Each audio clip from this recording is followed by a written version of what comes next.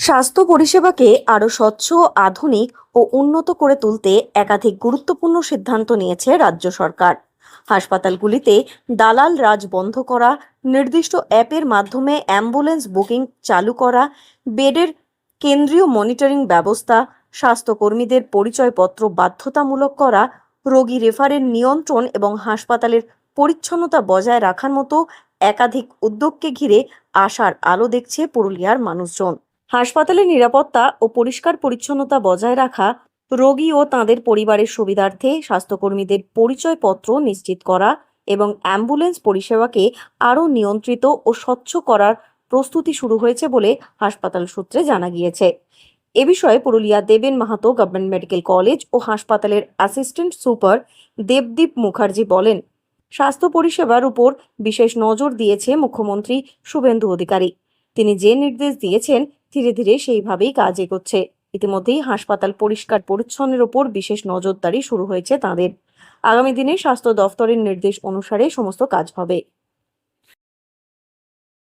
মুখ্যমন্ত্রী পুরো নির্দেশিকা পরিষ্কার পরিচ্ছন্নতার বিষয়টা উনি আমাদেরকে ভালো করে দেখতে বলেছেন এবং হাসপাতালে পরিষ্কার পরিচ্ছন্নতার উপর আরো নজরদারি বাড়াতে বলেছেন। এছাড়াও বেডের জন্য যাতে পেশেন্টেরা বা পেশেন্ট পার্টিরা বুঝতে পারে কোনো হাসপাতালে কত বেড ভ্যাকেন্ট আছে বা কি বেডের স্ট্যাটাস, এই নিয়ে এই সিস্টেমটা ইমপ্লিমেন্ট করবেন উনি।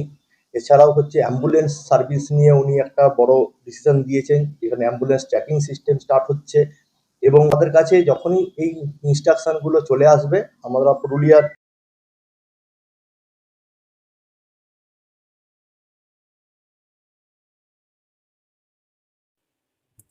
এ বিষয়ে জেলার বাসিন্দারা বলেন, পুরুলিয়া দেবেন মাহাতো গভর্নমেন্ট মেডিকেল কলেজ ও হাসপাতাল জেলার স্বাস্থ্য পরিষেবার অন্যতম ভরসাস্থল।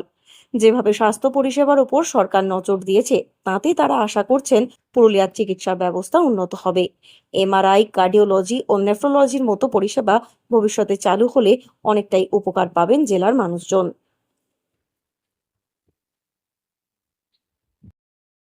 দেখুন, এই বিষয়গুলিকে আমরা সত্যিকারের এই যদি সিস্টেম চালু হয় তাহলে মানুষের পক্ষে খুবই হবে, কারণ অ্যাম্বুলেন্সের সময় মতো অ্যাম্বুলেন্সকে পাওয়া যায় না। এবং আমি যদি অ্যাপের মাধ্যমে দেখতে পারি এই অ্যাম্বুলেন্স খালি আছে বা আমার হসপিটালে কতগুলো বেড খালি আছে, তাহলে সেক্ষেত্রে অনেক সময় বেশিরভাগ সময় দেখা যায় বেড খালি আছে অথচ পেশেন্ট পার্টি বেড পাচ্ছে না, মাটিতে তারা শুয়ে আছে। হ্যাঁ, একসাথে মানে নোংরা জায়গার মধ্যে থাকতে হচ্ছে পেশেন্টকে। সেই জিনিসগুলো থেকে আমার মনে হয় ভালো হবে এবং স্বাস্থ্য পরিষেবাও আমার মনে হচ্ছে অনেকটাই ওরকমভাবে যদি মানে বর্তমান মুখ্যমন্ত্রী যদি এটা নিয়ে ভাবেন তাহলে অবশ্যই এটা উন্নত। শুভেন্দু অধিকারী মহাশয় আসার পরেই স্বাস্থ্যের দিকে একটা বিশেষ নজর দিয়েছে। এই জেলাতে চিকিৎসা ব্যবস্থা সেরকম নেই বললেই মেডিকেল কলেজে জরুরি ভিত্তিক এবং জটিল যেসব চিকিৎসা সেগুলোর পরিষেবা প্রায় নেই নেই বললেই চলে। এমআরআই নেই, কার্ডিওলজির চিকিৎসা হয় না এখানে। শুধু পুরুলিয়া নয়, আশেপাশে ঝাড়খণ্ড এলাকারও কিছু মানুষ পরিষেবা নেওয়ার জন্য আসে, এসে দেখে এখানে হাসপাতাল অনেক নোংরা, বেড নেই। ফলে মাননীয় মুখ্যমন্ত্রীর যে মানে পদক্ষেপগুলো গ্রহণ করেছে, এগুলো যদি হয় তাহলে আমরা সাধারণ নাগরিক হিসাবে বা পুরুলিয়াবাসী হিসাবে অত্যন্ত আনন্দিত এবং খুশি হব। বর্তমানে পুরুলিয়া দেবেন মাহাতো গভর্নমেন্ট মেডিকেল কলেজ ও হাসপাতালের দুটি পৃথক ক্যাম্পাস রয়েছে, একটি পুরুলিয়া শহরে এবং অন্যটি হাতোয়ারা গ্রামে। শহর ক্যাম্পাসে রয়েছে জরুরি বিভাগ, প্রসূতি ও মা ও শিশু বিভাগ। অন্যদিকে হাতোয়ারা ক্যাম্পাসে আউটডোর পরিষেবা, অপারেশন বিভাগ এবং মেডিকেল শিক্ষার ব্যবস্থা রয়েছে।